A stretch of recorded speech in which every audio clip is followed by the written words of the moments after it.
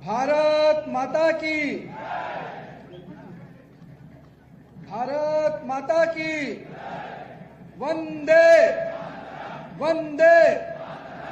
नरेंद्र मोदी जिंदाबाद, नरेंद्र मोदी जिंदाबाद, जिंदाबाद जिंदाबाद। आज तेलंगाना की इस धरती पर आप सबके बीच में आने का सौभाग्य प्राप्त हुआ है और जिस प्रकार से एयरपोर्ट पे हमारे कार्यकर्ताओं ने अभिवादन के लिए उपस्थित हुए और जिस प्रकार से हमारे जनजाति समाज के भाई बहनों ने स्वागत किया, मैं उन सभी लोगों का हृदय की गहराई से बहुत बहुत आभार व्यक्त करता हूं। आज के इस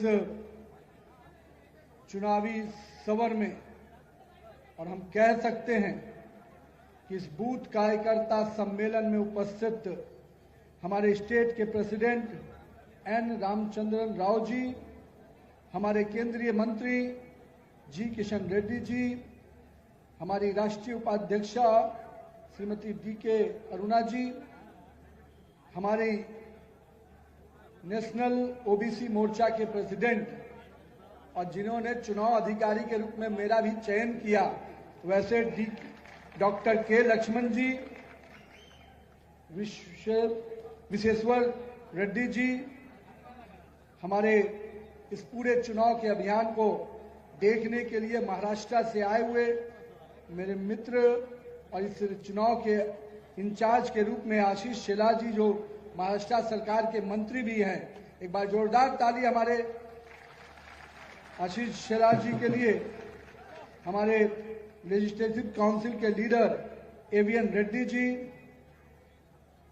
अपने MLC मलका कमराया जी, अपने सैयद जफर इस्लाम जी जो नेशनल स्पोक्स पर्सन है, doctor N Gautam Rao ji state general secretary, Vemula Ashok ji state general secretary और हमारे डिस्ट्रिक्ट प्रेसिडेंट जिनके नेतृत्व में हम लोग ये कार्यक्रम में उपस्थित हुए हैं, प्री श्रीनिवासन जी, और यहाँ पर आए हुए मेरे सभी बूथ के सभी श्रेष्ठ ज्येष्ठ कार्यकर्तागण, मैं आप सबका बहुत बहुत अभिनंदन करता हूं, बहुत बहुत आभार व्यक्त करता हूं।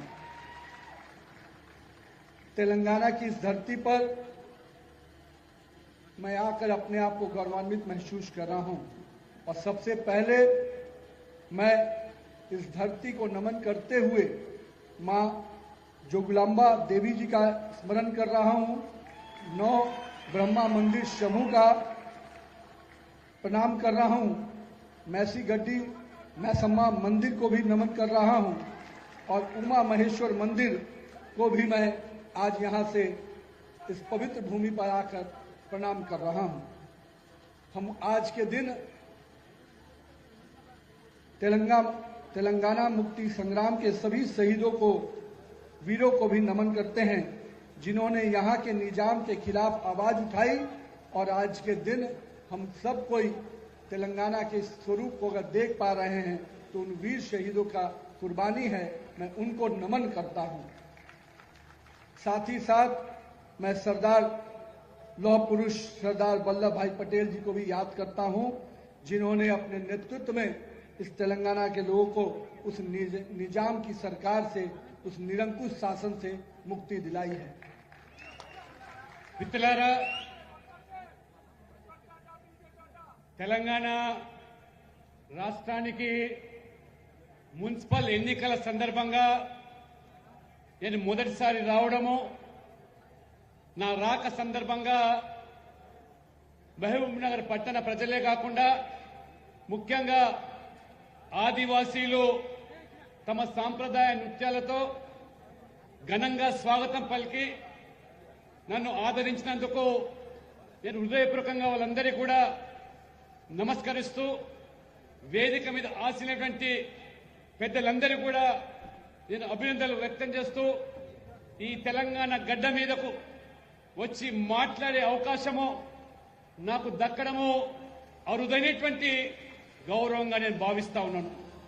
శక్తి పీఠాలలో ఒకటైనటువంటి మా జోగులాంబ అమ్మవారి దేవాలయానికి నేను నమస్కరిస్తూ, మరి తుంగభద్ర నదీ తీరంలో ఉన్నటువంటి 9 శివాలయాల్లో సమూహమైనటువంటి నవ బ్రాహ్మణ ఆలయ సమూహానికి నా వందనాలు తెలియజేస్తూ మహాకాళి అమ్మవారి ఆలయంగా స్థానిక బంజారా సమాజానికి ఆధ్యాత్మిక కేంద్రంగా ఉన్నటువంటి మైసి గండమ్మ మరి దేవాలయాన్ని కూడా నేను నమస్కరిస్తూ మరి శ్రీశైలానికి ఉత్తర ద్వారంగా ఉండేటువంటి ఉమా మహేశ్వర ఆలయాన్ని కూడా నేను శిరస్సు వంచి నమస్కరిస్తూ తెలంగాణ విమోచన సంగ్రామంలో ప్రాణాలర్పించినటువంటి ప్రతి అమర వీరుని కూడా నేను తల వంచి నమస్కరిస్తూ నిజాం నిరంకుశ పాలనకు వ్యతిరేకంగా గలం విప్పినటువంటి వారందరినీ కూడా నేను స్మరించుకుంటూ అదే సమయంలో ఉక్కు మనిషిగా మరి పరిగణింపబడ్డటువంటి సర్దార్ వల్లభాయ్ పటేల్ గారి యొక్క జ్ఞాపకం చేసుకుంటూ ఆయన నాయకత్వంలోనే మరి తెలంగాణ ప్రజలకు నిజాం పాలన నుంచి విముక్తి పొంది ఈ రోజు మరి ఈ యొక్క ప్రాంతానికి విముక్తి కల్పించిన వారికి కూడా నమస్కరిస్తూ నేను అభినందిస్తా ఉన్నాను. आज के दिन मैं तेलंगाना के उन पद्म पुरस्कार विजेताओं को भी याद करता हूं और उनको भी अभिनंदन करता हूं. श्री चंद्रमौली गदानमू जी, श्री कृष्ण मूर्ति बालसुब्रमण्यम जी, श्री कुमार स्वामी थंगराज जी, सुश्री दीपिका रेड्डी जी, श्री गुड्डूर वेंकट राव जी, श्री पालकोड्डा विजय आनंद रेड्डी जी तथा श्री राम रेड्डी मामीडी जी, मैं इन सब को बधाई देता हूं और केंद्र सरकार के माननीय प्रधानमंत्री जी का भी अभिनंदन करता हूं कि उन्होंने तेलंगाना के इन वीर लोगों को, इन हमारे श्रेष्ठ लोगों को एक सम्मान देकर तेलंगाना के लोगों का सम्मान बढ़ाया है. मैं इसके लिए उनका बहुत बहुत आभार व्यक्त करता हूं. మిత్రులారా, ప్రధానమంత్రి నరేంద్ర మోడీ గారు తెలంగాణ ముఖ్యంగా సమాజంలో అనేక సేవలు అందించి వాళ్ళని గుర్తించి ఈ సంవత్సరం పద్మ పురస్కారాలు అందుకున్నటువంటి శ్రీ చంద్రమౌళి గద్దమును గారు, శ్రీ కృష్ణమూర్తి బాలసుబ్రహ్మణ్యం గారు, శ్రీ కుమారస్వామి తంగరాజ్ గారు, శ్రీమతి దీపికా రెడ్డి గారు, శ్రీ గూడూరు వెంకట్రావు గారు, డాక్టర్ పాలకొండ విజయ ఆనంద్ రెడ్డి గారు మరియు శ్రీ రామరెడ్డి మామిడి గారికి కూడా హృదయపూర్వకంగా అభినందన తెలియజేస్తా ఉన్నాను. నరేంద్ర మోడీ ప్రభుత్వానికి కూడా నేను ప్రత్యేకంగా తెలంగాణ ప్రజల సేవలు గుర్తించేందుకు వారికి కూడా ధన్యవాదాలు తెలియజేస్తా ఉన్నాను. साथियों, तेलंगाना की राजनीति आज एक गंभीर मोड़ पे है. हम कह सकते हैं कि यहाँ के मुख्यमंत्री तुष्टीकरण की राजनीति की पराकाष्ठा पर पहुंचे हुए हैं और उनका मकसद केवल समाज में तुष्टीकरण की राजनीति को आगे बढ़ाना है. उन्होंने तेलुगु लोगों को, तेलुगु भाषा को और इसकी संस्कृति को लगातार दमन किया है और कहीं न कहीं हम लोगों ने उनके उस बयान को भी देखा है जिसमें उन्होंने हमारे संस्कृति को, हमारी सनातनी परंपराओं को नष्ट करते हुए ये नारा दिया कि Congress is Muslim and Muslim is Congress. ये नारा कहीं न कहीं शर्मसार करता है इस राज्य के मुख्यमंत्री के उस चरित्र को जिन्होंने इस प्रकार का बयान दिया और कहीं न कहीं कांग्रेस की चरित्र को सामने किया कि कांग्रेस केवल और केवल मुस्लिम वोट बैंक की राजनीति के लिए आगे काम करती है, जनता के लिए नहीं. तेलुगु देशम और तेलुगु के जो लोग हैं, यहाँ के लोगों के प्रति उसकी कोई भावना नहीं है. మిత్రులారా, ఈరోజు తెలంగాణలో రాజకీయాలు ఒక మలుపు చేరుకున్నాయి. ముఖ్యంగా ఈ తెలంగాణ ప్రాంతంలో అధికారంలో ఉన్నటువంటి కాంగ్రెస్ పార్టీ, ముఖ్యమంత్రి రేవంత్ రెడ్డి గారు కేవలం కొన్ని వర్గాలను బుజ్జగించడానికి, కొన్ని వర్గాలను సంతృప్తిపరచడానికి ఏ రకంగా ఈ మధ్యలో వారు వాక్యాలు చేశారు. కాంగ్రెస్ అంటే ముస్లింస్, ముస్లింస్ అంటే కాంగ్రెస్ అనేటువంటి మరి వాదాన్ని వారు వినిపిస్తున్నారంటే రేవంత్ రెడ్డి ప్రభుత్వం ఏ రకంగా ఇవాళ దిగజారిందో, తెలంగాణ సంస్కృతిని, తెలుగు ప్రజల యొక్క సాంప్రదాయాలను పూర్తిగా విస్మరించి ముఖ్యంగా ఈ సనాతన ధర్మీయుల యొక్క మనోభావాలను గాయపరిచే విధంగా కేవలం ఒక వర్గాన్ని, ముఖ్యంగా మరి మైనార్టీ వర్గాలను ఈరోజు సంతృప్తిపరచడానికి ఏ రకమైన చర్యలు తీసుకుంటున్నారో తెలంగాణ ప్రజలు ఒకసారి ఆలోచన చేయాల్సిందిగా నేను కోరుతా ఉన్నాను. हमारे भाइयों, हम सबको अगर हम ये बात कह रहे हैं तो इसके पीछे का तर्क भी है. आप देखेंगे यहाँ की सरकार का बजट जो SC ST के लिए था उसको घटाने का काम किया और अल्पसंख्यक विभाग के बजट को बढ़ाने का काम यह स्पष्ट रूप से दिखाता है कि यहाँ के समाज के दलित पिछड़े के प्रति उनकी क्या सोच है, हमारे आदिवासी भाई बहनों के प्रति उनकी क्या सोच है। और चंद अल्पसंख्यक वोट के खातिर उन्होंने अपने सरकार के बजट को भी पलटने का काम किया है। इसका भी जवाब जनता देगी, हम सबको तैयारी करनी है। मित्रों, जिस प्रकार से तेलंगाना में वक्फ बोर्ड के देश का सबसे अमीर वक्फ बोर्ड बनकर बैठा है, बड़े 77,000 एकड़ करीब जमीन उसके स्वामित्व में है, ये दर्शाता है कि किस प्रकार से समाज के लोगों का शोषण कर यहाँ की सरकार पूरी तरह से वक्फ बोर्ड को मजबूत करना चाहती है।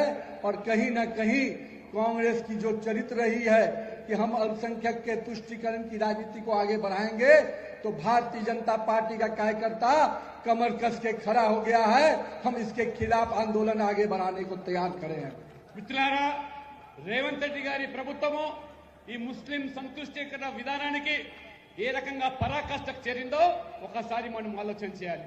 ఈ రోజు SC ST BCలకు సంబంధించిన సంక్షేమ పథకాలు లేదా బడ్జెట్ లో వాళ్ళ కేటాయింపులు తగ్గించి కేవలం ఇవాళ మైనార్టీ శాఖకు నిధులు పెంచి బడ్జెట్ లో వారికి సదుపాయాలు కల్పించి కేవలం ఒక వర్గం వారి ఓట్ల కోసం వెళ్తే తాపత్రయపడుతున్నారో ఇవాళ తెలంగాణ ప్రజలు ఆలోచన చేయాలి. ముఖ్యంగా ఈ వక్ఫ్ బోర్డు ఇటీవల ప్రధానమంత్రి నరేంద్ర మోడీ గారు ఆ వక్ఫ్ బోర్డు యొక్క చట్టాలను సవరించడానికి మొత్తం పారదర్శకంగా ఆ యొక్క చట్టాన్ని తీసుకొస్తే మరి ఏ రకంగా ఈ కాంగ్రెస్ ప్రభుత్వం అడ్డుకున్నదో ఇవాళ తెలంగాణలో ఈ వక్ఫ్ బోర్డు ద్వారా 77,000 ఎకరాల భూములు, లక్షల కోట్ల రూపాయలు విలువైనటువంటి భూములు అప్పగించారంటే ఇంకా వక్ఫ్ బోర్డును బలోపేతం చేయడానికి ఆ యొక్క వర్గం ఓట్ల కోసం ఏ రకంగా ఇవాళ దిగజారు చర్యలకు పాల్పడుతున్నదో ఈ ఎన్నికల్లో మీరు ఈ విషయాలను ఆలోచన చేసి ఖచ్చితంగా దీటైన జవాబు ఇవ్వాల్సిందిగా మీ అందరితో నేను విజ్ఞప్తి చేస్తా ఉన్నాను. हम लोगों ने देखा कि पिछले 2 सालों में हमारे कई मंदिरों को क्षतिग्रस्त करने का प्रयास किया गया, वहां पे हमला किया गया। मुझे जो जानकारी मिली, चेगी चेरला में भीड़ के द्वारा हमला, मुथिया लम्मा मंदिर पे तोड़फोड़ और गांधीनगर मंदिर को अपवित्र करने का जो प्रयास किया गया है, मैं स्पष्ट रूप से कांग्रेस के आकाओं को कहूंगा, सुन लो, सनातन भारत की परंपरा है, पहचान है, भारत की आत्मा है। इसके खिलाफ अगर इसके खिलवाड़ करोगे तो भारतीय जनता का पार्टी का कार्यकर्ता चुप नहीं बैठेगा, आपके खिलाफ सड़क पर उतरेगा और सनातन परंपराओं की लड़ाई के लिए हम कोई भी कुर्बानी देने को तैयार खड़े हैं। हमारे मंदिरों पे, हमारे हिंदू देवी देवताओं के स्थानों पर अगर आप अपमानित करने का प्रयास करेंगे, हमारे त्योहारों पे पाबंदी लगाने का प्रयास करेंगे, तो बहुत दिन आप सत्ता में नहीं रह पाएंगे। इस बात का मैं आपको चेतावनी देकर जाना चाहता हूं. మిత్రులారా, గత 2 సంవత్సరాలుగా మేము గమనిస్తా ఉన్నాం తెలంగాణలో జరుగుతున్నటువంటి సంఘటనలు. ఏ రకంగా ఇవాళ హిందూ దేవాలయాల పట్ల దాడులు జరుగుతున్నా నోరు మెదపకుండా ఈ కాంగ్రెస్ ప్రభుత్వం వ్యవహరిస్తా ఉన్నది. మరి ఆ రోజు చెంగిచెర్లో జరిగినటువంటి గుంపు దాడి కానివ్వండి, ముత్యాలమ్మ ఆలయంలో జరిగిన విధ్వంసం కానివ్వండి, గాంధీనగర్ దేవాలయం అపవిత్రం చేసి ఏ రకంగా ఈ రకంగా దాడులు జరుగుతూ ఉంటే నిమ్మకు నీరెత్తట్టుగా ఈ ప్రభుత్వం వివరించడము, ఈ రకంగా హిందువుల యొక్క మనోభావాలు గాయపరిచే విధంగానే కాకుండా హిందూ దేవాలయ భూములు ఆక్రమించుకోవడం, పండుగలపైన ఆంక్షలు, హిందూ సంస్థల పట్ల నిర్లక్ష్యం, ఇవన్నీ కలిపి చూస్తూ ఉంటే ఈ సనాతన ధర్మం మీద ఈ తెలంగాణలో జరుగుతున్న దాడిని ఏ మాత్రం కూడా ఇవాళ తెలంగాణ ప్రజలు, మా బీజేపీ కార్యకర్తలు సహించాలని దీటైనటువంటి జవాబు ఇవ్వడానికి సిద్ధంగా ఉన్నారు. ఇవాళ సనాతన ధర్మము ఇవాళ సవాల్ చేస్తా ఉన్నాను. ఇవాళ భారతదేశానికి ఒక గుర్తింపు, ఐడెంటిటీ అంటే ఈ సనాతన ధర్మం. ఈ సనాతన ధర్మమే ఈ భారతదేశానికి ఆత్మ. కాబట్టి ఇటువంటి ఆత్మ మీద ఎవరైనా దాడులు చేస్తే మా బీజేపీ కార్యకర్తలు సరైన రీతిలో వారికి బుద్ధి చెప్తారని చెప్పి కూడా నేను హెచ్చరిస్తా ఉన్నాను. ఇవాళ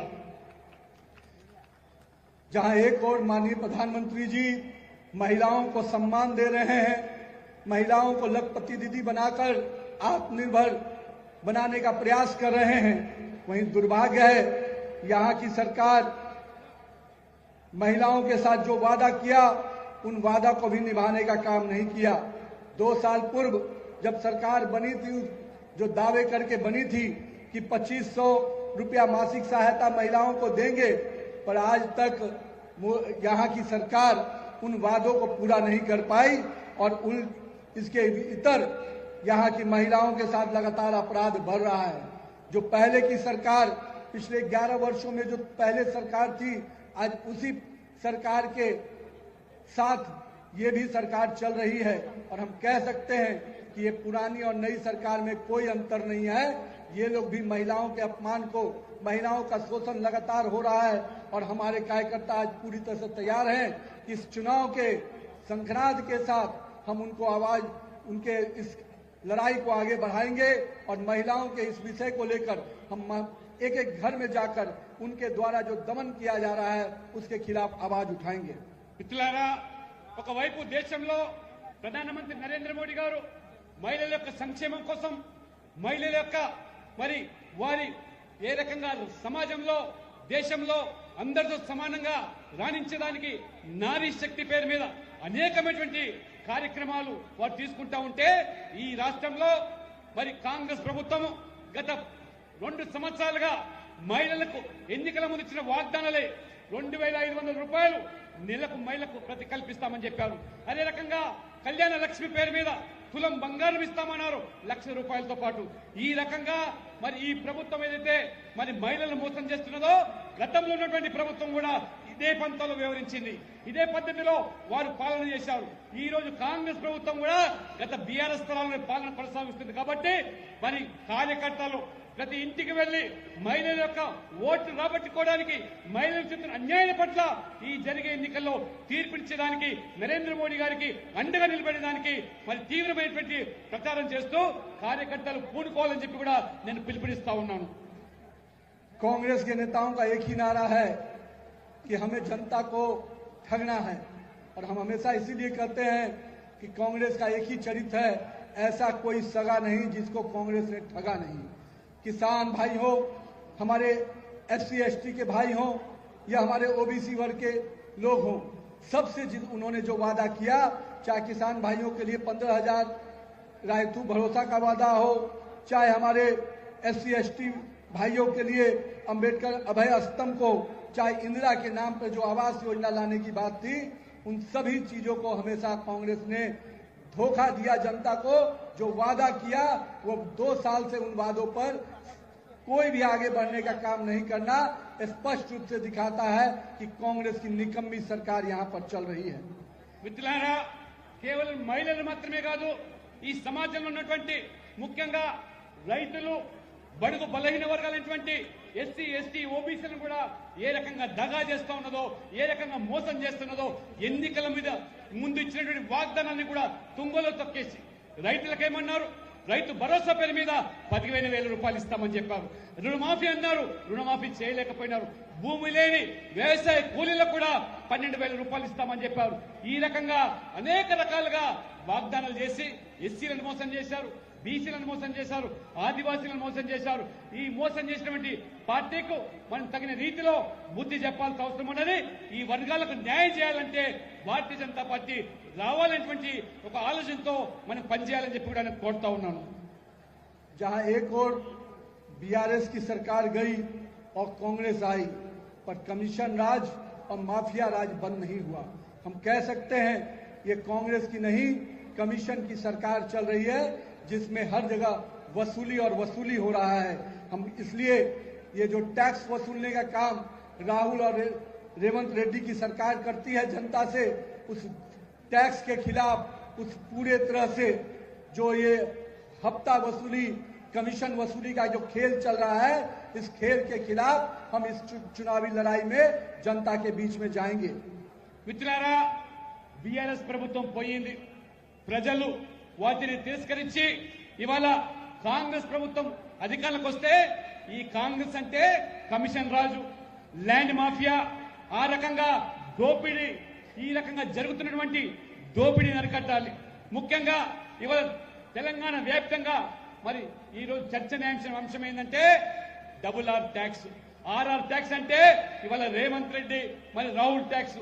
ఏ రకంగా ఇవాళ కమిషన్ల పేరు మీద మరి పనులు కావాలన్నా లేదా బిల్లులు కావాలన్నా కమిషన్లు వసూలు చేసేటువంటి ఈ ప్రభుత్వానికి ఈ రోజు ఎన్నికల ద్వారా వారికి నూకలు చెల్లించాల్సిన అవసరం ఉంది. అందుకనే ప్రజలు సమాయత్తం చేసి ఈ కమిషన్ ప్రభుత్వాన్ని, ఈ అవినీతి ప్రభుత్వాన్ని కూకటి వేలతో పెలికి వేయాల్సినటువంటి అవసరం వచ్చిందని చెప్పి కూడా ఈ సందర్భంగా నేను తెలియజేస్తా ఉన్నాను. आज जहां एक और नरेंद्र मोदी की सरकार तेलंगाना के जनता के प्रति प्रतिबद्ध होकर यहां के विकास की चिंता कर रही है, चाहे रेलवे में हेतु रिकॉर्ड 5,454 करोड़ की योजना देना, चाहे Hyderabad Pune, Hyderabad Bangalore, Hyderabad Chennai high speed corridor की घोषणा अभी बजट में हुई है, ये स्पष्ट रूप से दिखाता है कि नरेंद्र मोदी के दिल में तेलंगाना की जनता का जो प्यार है वो आज भी उनके लिए विकास का परिचायक बनता है। आज माननीय प्रधानमंत्री जी ने जब राष्ट्रीय हल्दी बोर्ड की घोषणा की तो आज उसका उद्घाटन भी हो गया, यानी मोदी जी जो कहते हैं वो करके दिखाते हैं। आज दो इंडस्ट्रियल कॉरिडोर, चाहे हैदराबाद नागपुर हो, हैदराबाद वारंगल हो, इसका आगे बात बढ़ाना कहीं न कहीं दिखता है कि नरेंद्र मोदी जी और केंद्र की सरकार पूरी तरह से तेलंगाना की जनता के साथ खड़ी है। हम इस विकास की कड़ी में और आगे लेके जाएंगे और जनता को विश्वास दिलाना चाहते हैं आपके माध्यम से कि तेलंगाना के लोगों ने जिस प्रकार से भाजपा को प्यार दिया है, स्नेह दिया है, भाजपा उसका खरीदार है। हम पूरी तरह से इसके विकास के प्रति संकल्पित है, प्रतिबद्ध हैं। మిత్రులారా, ఇటీవల ప్రవేశపెట్టినటువంటి కేంద్ర ప్రభుత్వ ప్రాజెక్టు ముఖ్యంగా మోదీ గారు తెలంగాణ ప్రజలు ఉన్నటువంటి ప్రేమ మమకారం వల్ల అనేకమైనటువంటి మరి నిధులు మంజూరు చేస్తా ఉంటే వాళ్ళు ఈ రోజు కూని రాగాలు తీస్తా ఉన్నారు. కేవలం వేల రికార్డు స్థాయిలోనే రైల్వేకు గతంలో ఏనాడు లేని విధంగా 5,454 కోట్లు కేటాయిస్తే మరి ఈ రోజు అదే రైల్వేకు సంబంధించి హై స్పీడ్ మరి కారిడార్లు హైదరాబాద్ పూణే, హైదరాబాద్ బెంగళూరు, హైదరాబాద్ చెన్నై ఈ రకంగా 7 హై స్పీడ్ మరి రోడ్ కారిడార్లలో 3 తెలంగాణకు ఇచ్చిందంటే నరేంద్ర మోడీ గారికి తెలంగాణ ప్రజల పట్ల ఉన్నటువంటి మమకారం. ఈ రోజు ఫార్మా రంగం కానివ్వండి, పారిశ్రామిక రంగం కానివ్వండి, చివరికి నిజామాబాద్ లో జాతీయ పసుపు బోర్డు ఏర్పాట్లు కానివ్వండి, మెగా టెక్స్టైల్స్ ఏర్పాటు విషయంలో కానివ్వండి, ఈ 2 ఇండస్ట్రియల్ కారిడార్లు, హైదరాబాద్ నాగ్పూర్ కారిడార్, అదే రకంగా హైదరాబాద్ వరంగల్ ఇండస్ట్రియల్ కారిడారు ఏ రకంగా నిర్మాణం కొనసాగుతున్నదో ఈ రకంగా అభివృద్ధి ఇంకా వేగంగా ముందుకు సాగాలంటే నరేంద్ర మోడీ గారికి తెలంగాణ ప్రజల పట్ల, తెలంగాణ అభివృద్ధి పట్ల ఏదైతే ఈ రోజు చిత్తశుద్ధితో వ్యవహరిస్తున్నదో అది కొనసాగాలంటే మీ ఆశీర్వాదాలు, మీ మద్దతు కూడా ఇవాళ మోదీ గారికి అవసరమనే విషయాన్ని కూడా మీకు తెలియజేస్తా ఉన్నాను. ఇవాళ हमें अपने नेतृत्वकर्ता नरेंद्र मोदी जी पे गर्व है कि आज विश्व की सारी ताकतें भारत से दोस्ती करना चाहती हैं। मदर ऑफ ऑल डील अभी यूरोपियन यूनियन के साथ और कल ही अमेरिका के साथ जिस प्रकार से अपने संबंध को उन्होंने कूटनीतिक तरीके से आगे बढ़ाते हुए फिर से उस ट्रेड डील को 18% पे लाने का जो काम माननीय प्रधानमंत्री जी ने किया है, मैं तेलंगाना की जनता की तरफ से और तेलंगाना के लोगों की तरफ से माननीय प्रधानमंत्री जी का आभार व्यक्त करता हूं, अभिनंदन करता हूं। मित्रों, हम चुनाव के इस समय पे उपस्थित हुए हैं। मैंने देखा है किस प्रकार से 2023 के चुनाव में आप लोगों ने जो मेहनत और परिश्रम किया और 2024 के चुनाव में उसको दुगुना करते हुए 35% वोट आपने भाजपा के लिए लाया था। लेकिन मित्रों, यहां से लड़ाई और आगे जानी है। हम लोग आप सभी कार्यकर्ताओं से, अपने बूथ के प्रमुखों से यही आग्रह करने आए हैं कि आइए हर बूथ पे 50% वोट लाने के लक्ष्य के साथ आप काम कीजिए। మిత్రులారా, ఈ రోజు ప్రపంచ వ్యాప్తంగా నరేంద్ర మోడీ పట్ల, వారి నాయకత్వం పట్ల ఏ రకంగా ఆదరణ పెరుగుతూ ఉన్నది, ఏ రకంగా ఈ దేశం పట్ల అంకితభావంతో వారు పనిచేస్తా ఉన్నారు.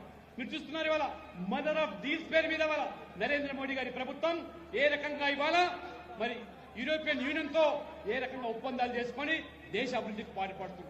ఇవాళ అమెరికా అనేకమైనటువంటి ఆంక్షలు విధించినప్పటికీ కూడా ఈ రోజు అమెరికా కూడా తల ఒక్కి దిగి వచ్చి ఇవాళ 18% ఇవాళ ఆ రకంగా టారిఫ్ తగ్గించిందంటే మనమందరం కూడా ఇవాళ ఈ వేదిక ద్వారా నరేంద్ర మోడీ గారికి ధన్యవాదాలు తెలియజేస్తూ తప్పకుండా ఇవాళ 2023 అసెంబ్లీ ఎన్నికల్లో భారతీయ జనతా పార్టీ ఓటు శాతం కేవలం ఆ రోజు మరి 35% కనుక వచ్చినట్టయితే 24లో లోక్సభ ఎన్నికల్లో 35% వస్తే ఇప్పుడు ఈ ఎన్నికల్లో తప్పకుండా మీరు ప్రతి బూత్ లో 50% ఓట్లు సాధించాలి. ఆ దిశగా ఈ రాష్ట్రంలో పార్టీని అధికారం తీసుకునే వాళ్ళకి 50% ఓట్ల లక్ష్యంతో పనిచేయాలని చెప్పి కూడా నేను కార్యకర్తలతో కోరుతా ఉన్నాను. 2024 के लोकसभा के बाद लगातार देश में जब चुनाव हुए हैं तो लोगों ने, जनता ने नरेंद्र मोदी पर विश्वास किया है. अभी हाल ही में महाराष्ट्र में हुए नगर निगम के चुनाव हुए हो, केरला में हुए हो, चंडीगढ़ में हुए हो, अरुणाचल में हुए हो, देश के जिन भी राज्यों में चुनाव हो रहा है, चाहे मेरे बिहार में ही क्यों नहीं, नरेंद्र मोदी के प्रति वही विश्वास है, वही भरोसा है. और यही कारण है कि मैं आज तेलंगाना के कार्यकर्ताओं से आह्वान करने आया हूं कि आइए मित्रों, नरेंद्र मोदी के नेतृत्व में तेलंगाना में भी एक बड़ा विजय आपके माध्यम से हमें मिलना चाहिए. इस बात का संकल्प लेने आपके बीच में मैं आपके आग्रह करने आया हूं. మిత్రులారా, మీరు గమనిస్తా ఉన్నారు, లోక్సభ ఎన్నికల తర్వాత ఈ దేశంలో జరిగినటువంటి ఎన్నికలు, ఏ రాష్ట్రంలో ఎన్నికలు జరిగినా బీజేపీ విజయ దుందుబి మోగిస్తూ ఉన్నది. ఇటీవల మొన్న స్థానిక సంస్థలు మహారాష్ట్రలో ఏ రకంగా విజయం సాధించాము, ముంబై నుంచి మొదలుకుంటే కేరళలో తిరువనంతపురం కానివ్వండి, గోవా కానివ్వండి, అరుణాచల్ ప్రదేశ్ కానివ్వండి, చండీగఢ్ కానివ్వండి, బీహార్ ఎన్నికలు కానివ్వండి, ఎక్కడ చూసినా ఇవాళ భారతీయ జనతా పార్టీ అభ్యర్థులు గెలిపిస్తున్నంటే నరేంద్ర మోడీ పట్ల విశ్వాసము, నమ్మకం ఈ రోజు ప్రజలు కలుగుతుంది. దేశవ్యాప్తంగా నరేంద్ర మోడీ గారికి అండగా ఉన్నప్పుడు తెలంగాణ ప్రజలు కూడా మీరు ఆలోచన చేయండి. మీరు మోదీ గారి నాయకత్వంతో కలిసి రండి, బీజేపీకి అండగా ఉండండి. తప్పకుండా తెలంగాణ కూడా పూర్తి స్థాయి న్యాయం జరిపేదానికి నేను మీ అందరూ కూడా పిలుపునివ్వడానికి ఈ రోజు మీ మధ్యలోకి నేను రావడం జరిగింది. मित्रों, हमारे गृह मंत्री जी जब राष्ट्रीय अध्यक्ष थे तो उन्होंने कहा था कि पंचायत से पार्लियामेंट तक जब तक भगवा नहीं लहराएगा तब तक भाजपा का स्वर्णिम युग नहीं आएगा.